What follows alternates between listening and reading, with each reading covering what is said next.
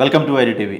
మనుషులకే కాదు వినాయకుడికి కూడా ఇన్సూరెన్స్ ఉంటుంది. అవును, తాజాగా ముంబైలోని వినాయకుడు వార్తల్లోకి ఎక్కాడు. ఒకటి కాదు, రెండు కాదు, ఏకంగా 474 కోట్ల రూపాయల ఇన్సూరెన్స్ దక్కించుకున్నాడు ఆ వినాయకుడు. ఎస్, వినాయక చవితి ఈ నవరాత్రుల సందర్భంగా ముంబైలో ఏర్పాటు చేసిన వినాయకుడు వార్తల్లోకి ఎక్కాడు.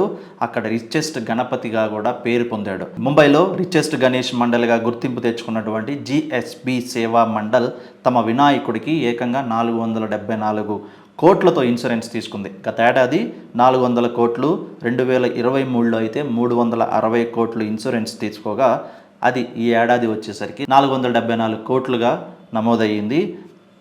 అంతేకాకుండా ఒక ఇన్సూరెన్స్నే కాదు, దేశంలోనే రిచెస్ట్ వినాయకుడిగా కూడా వార్తల్లోకి ఎక్కాడు. ఇన్సూరెన్స్ ఒక్క వినాయకుడికే కాదు, అక్కడ పనిచేస్తున్నటువంటి సిబ్బందితో పాటు గణేశుడి ఆభరణాలు, బంగారం, వెండి రెండిటికీను, అలాగే పూజారులు, అలాగే సిబ్బంది, సెక్యూరిటీకి కూడా ఇన్సూరెన్స్ వర్తిస్తుంది. మొత్తానికి దేశంలోనే రిచెస్ట్ గణపతిగా పేరు పొందాడు.